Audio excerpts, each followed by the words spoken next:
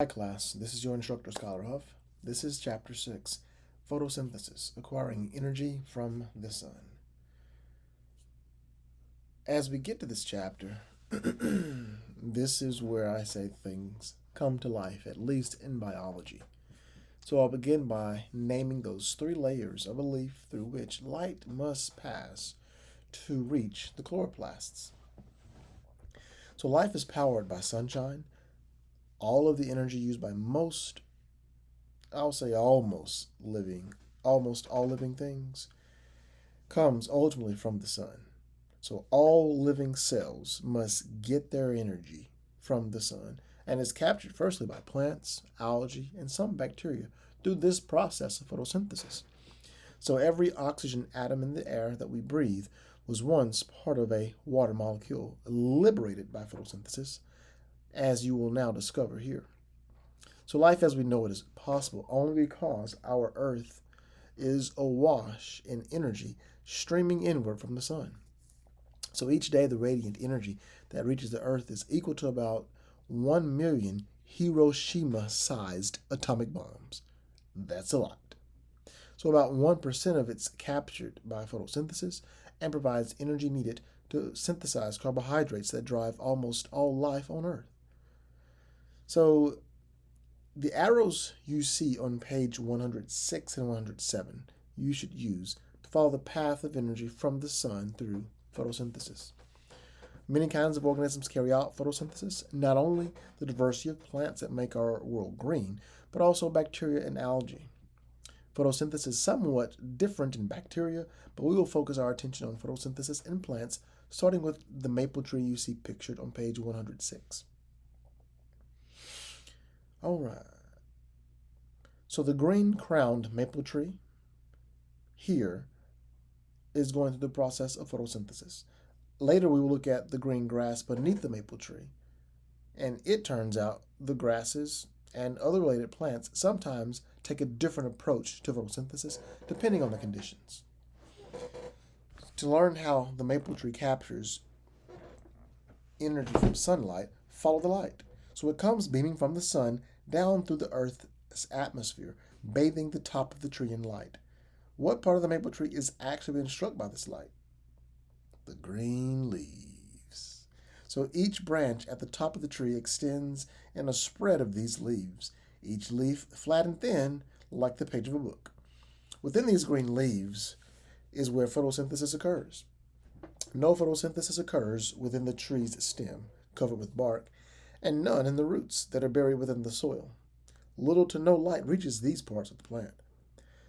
The tree has a very efficient internal plumbing system that transports the products of photosynthesis to the stem, roots, and other parts of the plant so that they too may benefit from the capture of the sun's energy.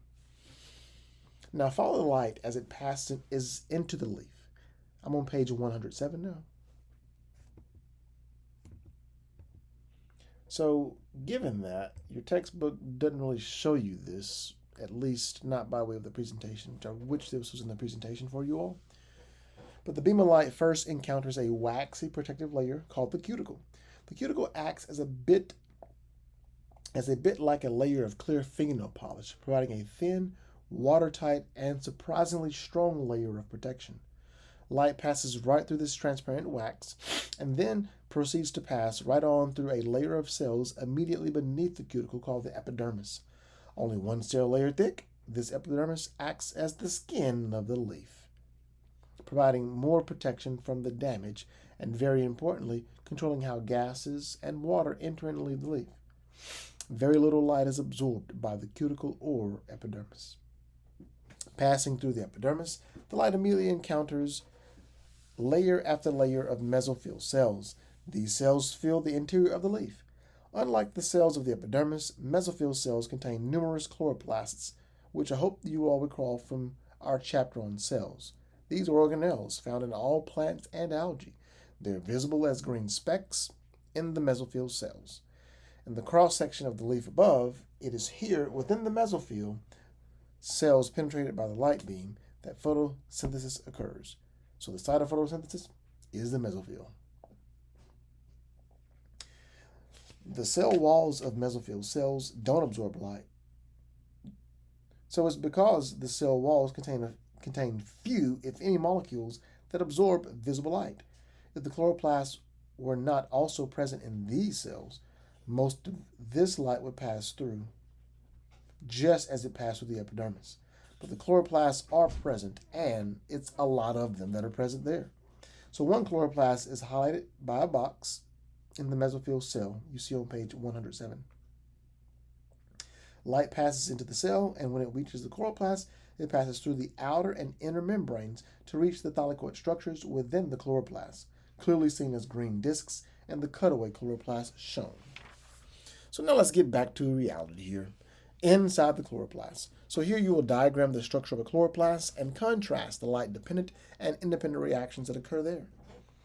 All the important events of photosynthesis happen inside the chloroplast.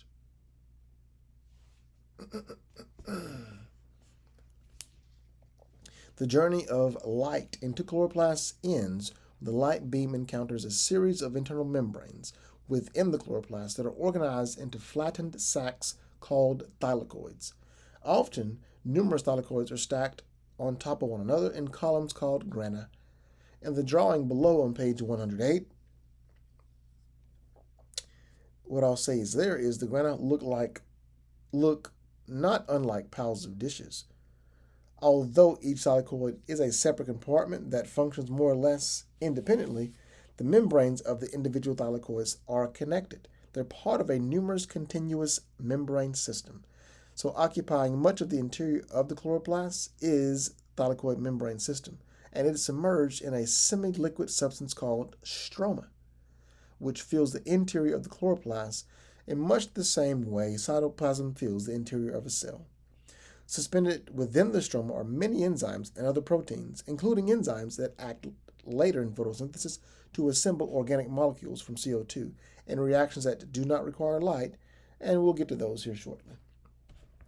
The first key event of photosynthesis occurs when a beam of sunlight within this membrane, like icebergs on an ocean, are clusters of light-absorbing pigments. A pigment molecule is a molecule that absorbs light. The primary pigment molecule in most photosystems is chlorophyll, an organic molecule that absorbs red and blue light but does not absorb green wavelengths of light.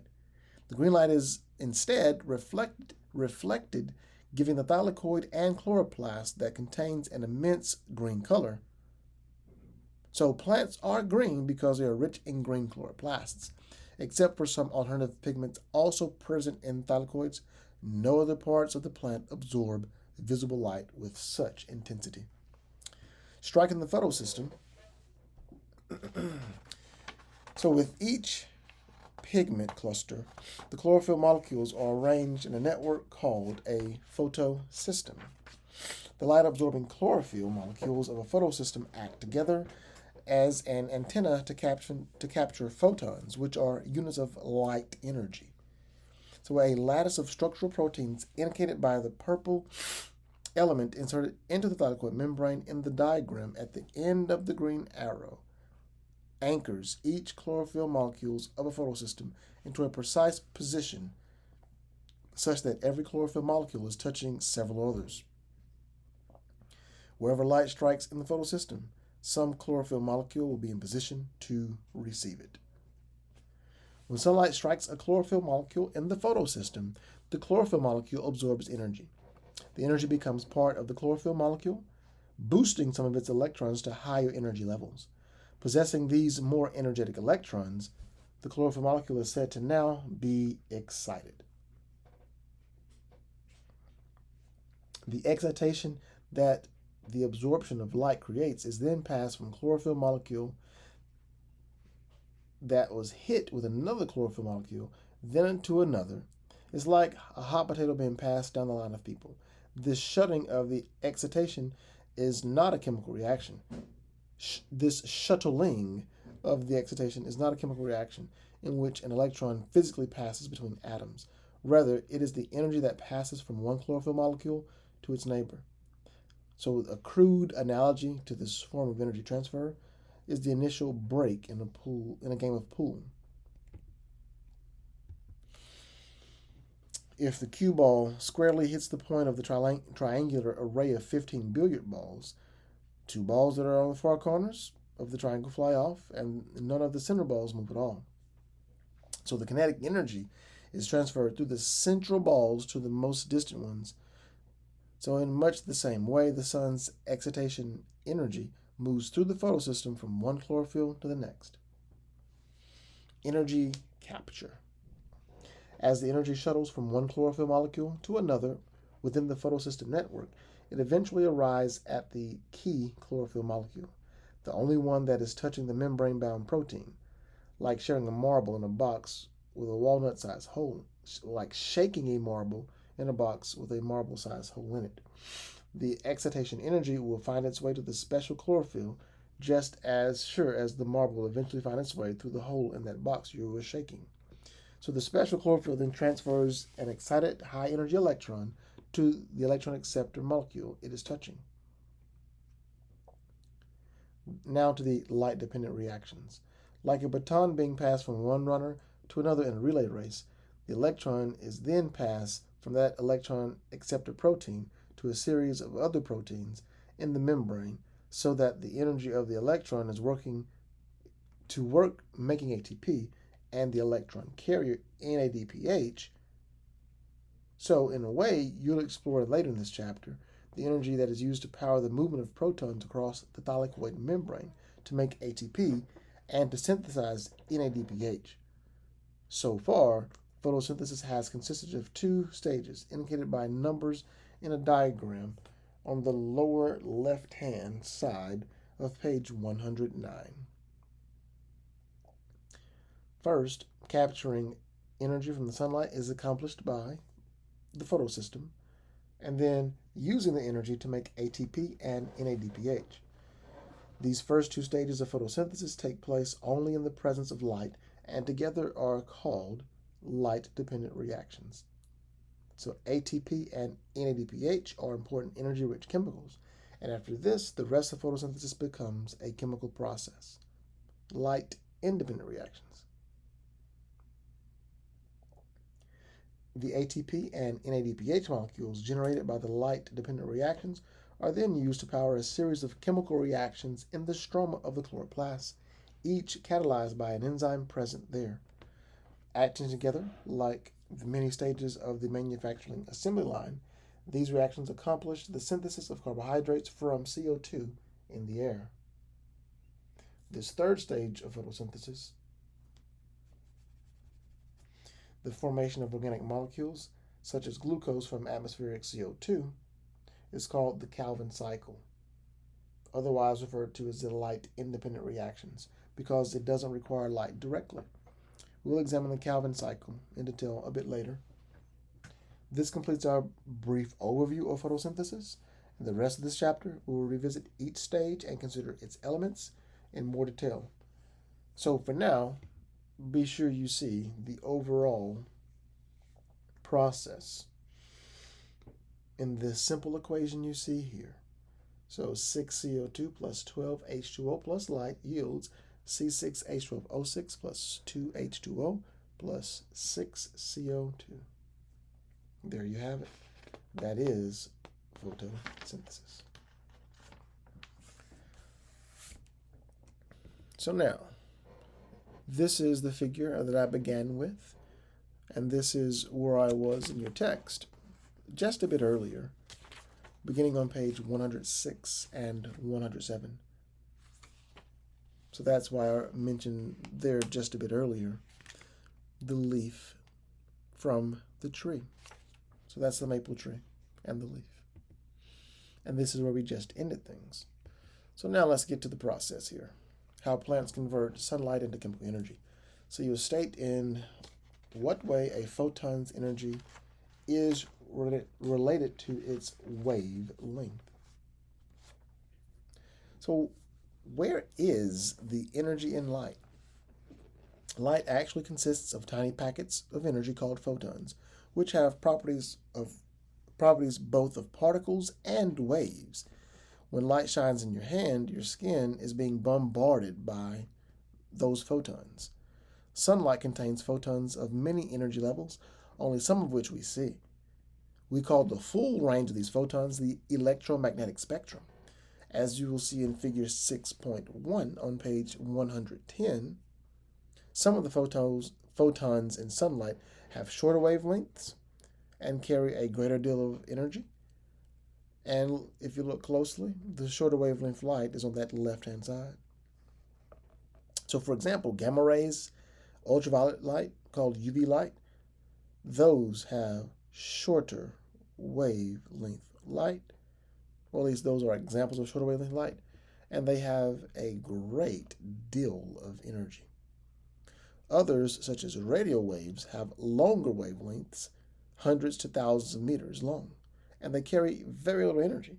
So this is why if ever you've come to my office, or if you happen to call me on the telephone, you may hear my radio because the radio is using radio station by way of those radio waves that are, yes, again, meters upon meters away and carrying a lot less energy compared to that shorter wavelength light. So molecules that absorb light are called pigments. When we speak of visible light, we refer to those wavelengths that the pigment within human eyes, called retinal, can absorb, and is roughly from wavelengths 400 nanometers, which is violet, to wavelength 740 nanometers, which is red. So that's the visible light spectrum, is what it's otherwise known as. Plants are even more picky, absorbing mainly blue and red light, reflecting back what is left of the visible light spectrum. So plants are perceived by our eyes as green because only green wavelengths of light are reflected. Pigments and photosystems. So we will list the 5 stages of the light-dependent reaction. So again, just keep in mind the main pigment that plants absorb light is chlorophyll. The main pigments in plants that absorbs light, again I say, is chlorophyll. And it's present in 2 versions, chlorophyll A and chlorophyll B. While chlorophyll absorbs fewer kinds of photons than our eye pigment retinol, it is much more efficient at capturing them. In plants and algae, the light-dependent reaction of photosynthesis occur in specialized organelles called chloroplasts. The chlorophyll molecules and proteins involved in the light-dependent reactions are embedded in the thylakoid membranes inside the chloroplasts. This complex of proteins and pigment molecules make up the photosystem. Like a magnifying glass focusing on a precise point, the antenna complex of a photosystem, which we can look closely here, this is a photosystem,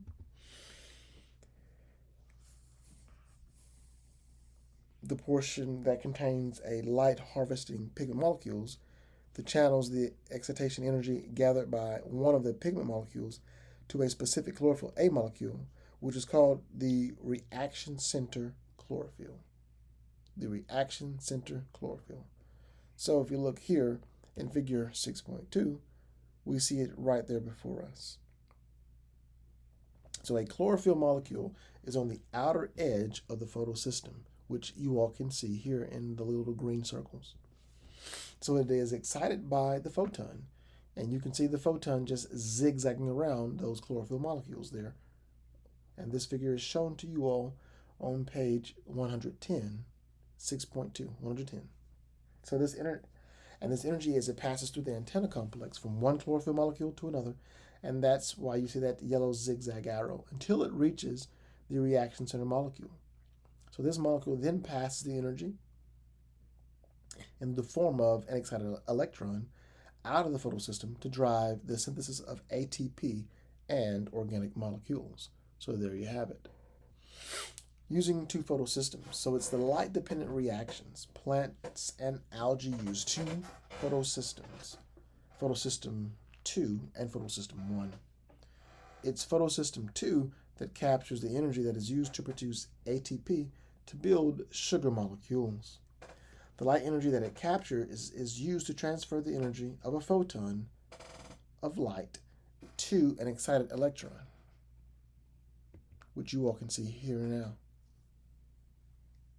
So I just finished up number 1, and I'm going to number 2. So this is then shuttled along a series of electron-carrying molecules embedded in the membrane called the electron transport system. And I sometimes call that the electron transport chain. So you may hear me say electron transport chain, which is that electron transport system shown there. And this is figure 6.3 from page 111. So the energy of this electron is then used to produce ATP, and that's right there at number 4. So this will be used in the Calvin cycle, this being the ATP. The electron then enters photosystem 1, where it is re-energized by the absorption of another photon of light. So photosystem 1 passes this energized electron to a second electron transport chain, where the electron carried by a hydrogen ion or proton is used to form NADPH. So from NADP plus to NADPH, so NADPH shuttles hydrogens to the Calvin cycle where sugars are made. So this whole process produces oxygen gas, and it's all because the water splitting enzyme acting at stage removes electrons from water to replace the light energized ones flowing from the electron transport system. So if you look down near number 1, one of the first things that happens is water is split. So you have the 4 hydrogen ions, and then you have plus oxygen. So as soon as the 4 electrons have been removed as hydrogen ions from the water molecules, 2 oxygen atoms are left over and are combined, releasing oxygen. Photosystem 1 thus powers the production of hydrogen atoms needed to build sugars and other organic molecules from CO2, which has no hydrogen ions, while photosystem 2 powers the production of ATP. Let's get to the making of ATP. The thylakoid membrane is impermeable to protons, so protons have to be pumped across the membrane by the first electron transport system to build up inside the thylakoid space, creating a very large concentration gradient.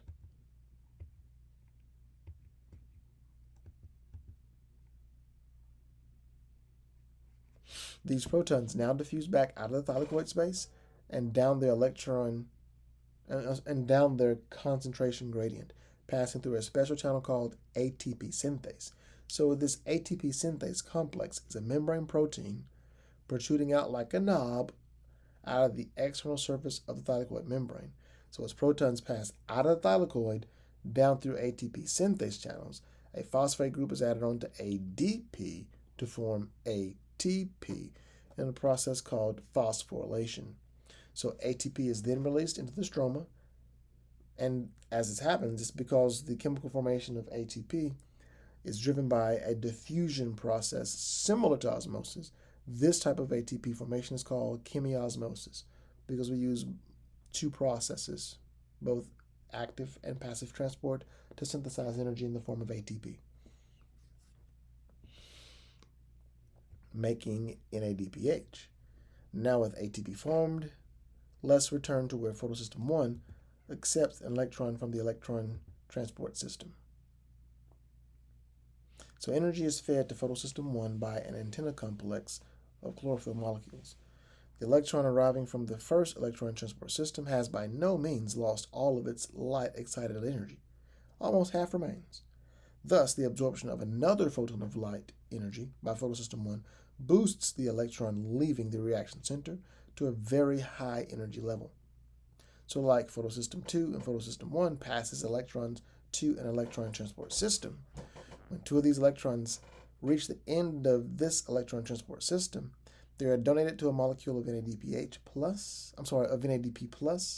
along with a proton, the hydrogen ion, which forms what I just said, NADPH.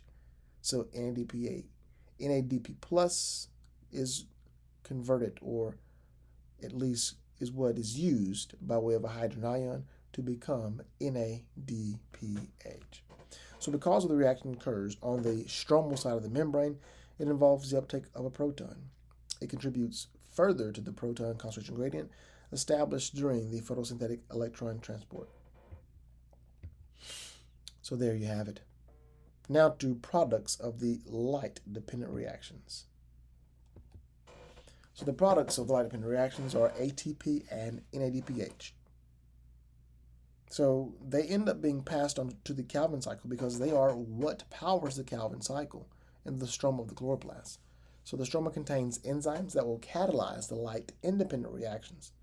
So there, ATP is used to power the chemical reactions that build carbohydrates with NADPH, providing the necessary hydrogens and electrons.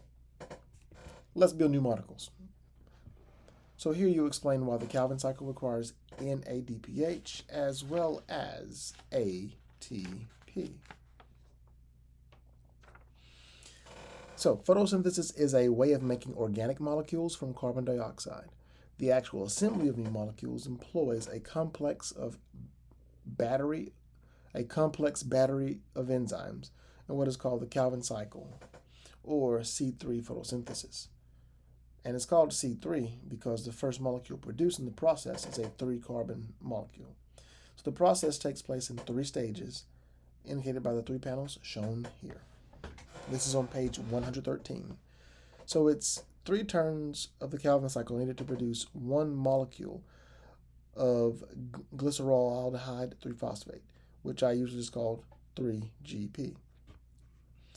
In any 1 turn of the Calvin cycle, a carbon atom from a carbon dioxide molecule is first added to a 5-carbon sugar, producing 2 3-carbon sugars. This process is called carbon fixation. And it's because it attaches a carbon atom that was a gas into an organic molecule. The cycle has to turn 6 times in order to form a new glucose molecule. So the cycle is driven by energy from ATP, and hydrogen atoms are supplied by NADPH, both produced by the light-dependent reactions. So now let's get to photorespiration to end the chapter. So you'll contrast C3, C4, and CAM photosynthesis. So many plants have trouble carrying out C3 photosynthesis, what we just went through, when the weather is hot. As temperatures increase in hot, arid weather, plants partially close their stomata, and this is to conserve water. The stomata are openings in the epidermis through which water vapor and oxygen gas passes out of the leaf, and CO2 passes in via the stomata as well. As a result, when the stomata close, CO2 and oxygen are not able to enter and exit the leaves. The concentration of CO2 in the leaves falls, while the concentration of oxygen in the leaves rises. Under these conditions, the active site of the enzyme that carries out the first step of the Calvin cycle, and it's called rubisco, binds to oxygen instead of CO2. When this occurs, CO2 is ultimately released as a byproduct of an alternative reaction, effectively short-circuiting the Calvin cycle. This failure of photosynthesis is called photorespiration. So there you have it. Closed stomata shown at the bottom here from figure 6.6 on page 115. Photorespiration. Let's get to C4 photosynthesis. Some plants are able to adapt to climates with higher temperatures by performing C4 photosynthesis.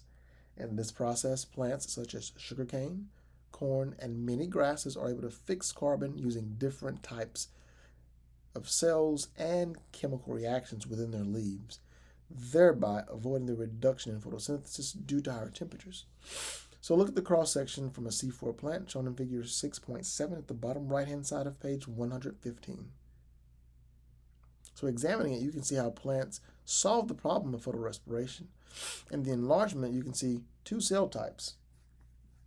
The green cell is a mesophyll cell, and the tan cell is a bundle sheath cell.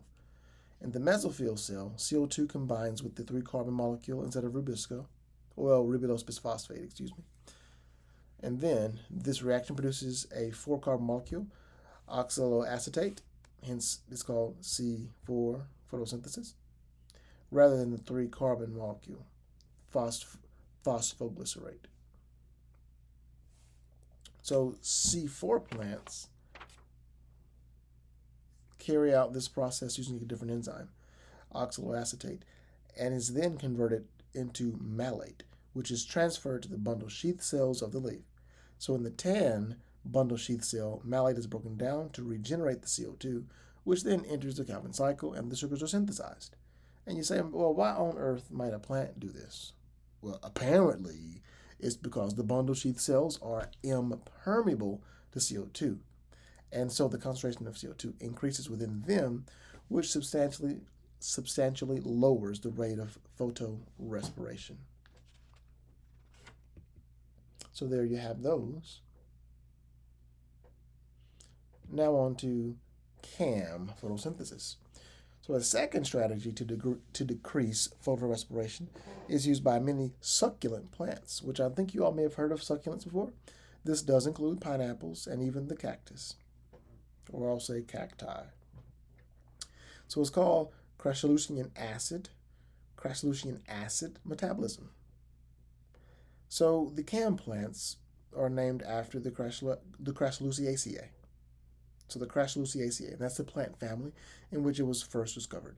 So these plants open their stomata and fix CO2 into organic compounds during night when it's cooler. And then they close their stomata during the day. So that has been what is called Chapter 6, what is photosynthesis. As always, please make sure you put this concept to work on page 116, and please retrace the learning path on this chapter. If you all have any questions, as ever, please reach out with this process. This has been your instructor, Skylar Huff.